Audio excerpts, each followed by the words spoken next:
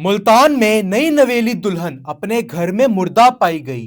क्या ये खुदकुशी थी या फिर सोचा समझा कत्ल?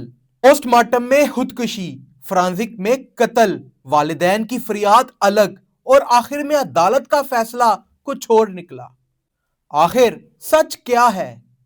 कमरे का दरवाजा बंद, पंखे से लटकी हुई लाश और शोहर का बयान बार बार बदलता रहा। ये कहानी सीधी जितनी लगती है उतनी ही खतरनाक निकली।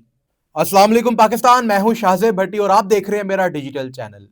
आज मैं जिस कहानी के हवाले से बताने जा रहा हूं वो है सानिया ज़हरा कत्ल केस।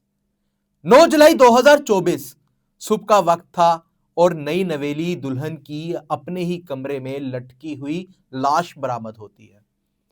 पुलिस को फोन किया जाता है, पुलिस मौके पर पहुंचती है। दिखने में बिल्कुल ऐसा ही लग रहा था कि जैसे ये कोई खुदकुशी का मामला है। सानिया की तदफीन की गई, नमाज जनाजा अदा किया गया, लेकिन वालिदैन जो थे वो चीख रहे थे कि सानिया ने खुदकुशी नहीं की बल्कि इसका कत्ल किया गया है।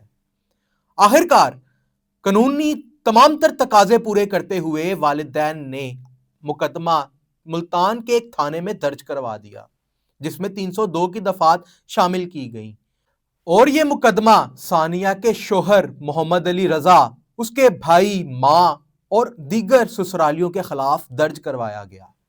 कानूनी तकाजे पूरे करवाने के लिए सानिया की लाश को दोबारा कब्र में से उखेड़ा गया और फिर इसका पोस्टमार्टम करवाया जाता है कि क्या ये वाकई खुदकुशी थी या फिर कत्ल था।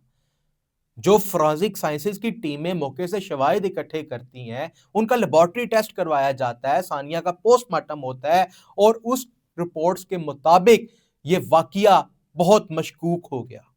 सानिया की पोस्टमार्टम रिपोर्ट्स और जो फोरेंसिक साइंस की जो टीमें थी, शवाहिद थे उन्होंने जो जमा किए, उनके मुताबिक सानिया जिस दुपट्टे के साथ लटक कर उसने खुदकुशी की थी, उस दुपट्टे में कोई खचाव या कोई तनाव था ही नहीं। अमूमन अगर कोई शख्स अपनी जान खुदकुशी के जरिए देता है तो उसके दुपट्टे जिसे वो लटकता है उसके अंदर भी एक तनाव पैदा हो जाता है, क्योंकि इंसानी वजन इतना ज्यादा होता है कि कपड़ा जो है वो खिंच जाता है। इसके अलावा जो गले में सूजन पैदा होती है पंखे के साथ लटकने के बाद डेड बॉडी के अंदर, वो भी पैदा नहीं हुई थी।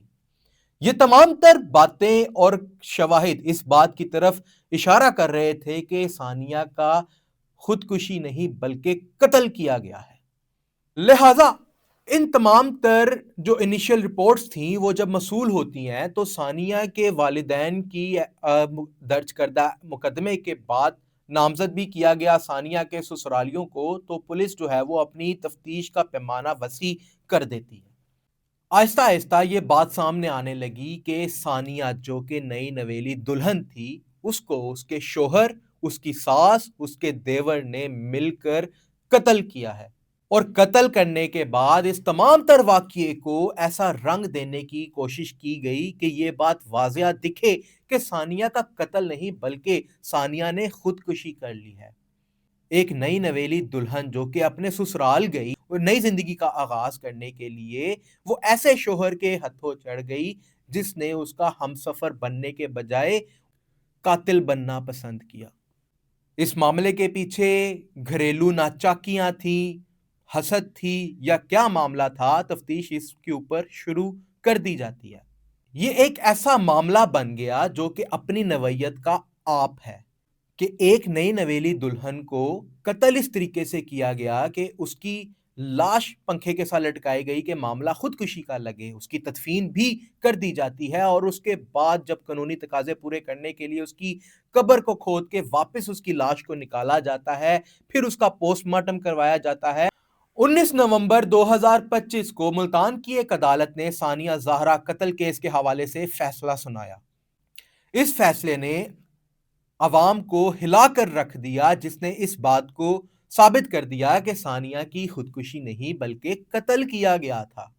अदालती फैसले के मुताबिक 3 मुल्जिमान को सजा मिल गई है। ये वो 3 मुल्जिमान हैं जिन्होंने सानिया का कत्ल किया, जिसमें सानिया का शोहर सर फहरिस्त है। جس کا نام محمد علی رضا بتایا جاتا ہے، عمر قید کی سزا ملی۔ اسی طرح ثانیہ کے جو دیور تھا جس کا نام حیدر رضا ہے، وہ بھی جیل منتقل کر دیا گیا ہے، جبکہ ثانیہ کی ساس کو بھی عدالت نے عمر قید کی سزا سنا دی ہے، جس کا نام عذرا پروین بتایا جاتا ہے۔ ہمارے معاشرے میں ایک بیٹی اپنے دوسرے گھر جاتی ہے اپنی نئی زندگی گزارنے کے لیے، لیکن اس معاملے میں ایسے معاشرے میں ایسے حیوانگی پائی جاتی ہے کہ اس بیٹی کا قتل کر دیا جاتا ہے، اور بعد میں یہ رنگ دینے کی کوشش کی جاتی ہے کہ یہ کوئی قتل کا معاملہ نہیں بلکہ جو خودکشی ہے وہ ہوئی ہے۔ اپنی نوعیت کا ایک ایسا قتل جس میں ایک نئی نویلی دلہن کی لاش کو بھی ایسے ٹریٹ کیا گیا، ہر آنکھ یہ کہانی سن کر اشک بار ہو رہی ہے۔ اپنے میزبان شاہزیب بھٹی کو اجازت دیں۔ اللہ نگہبان۔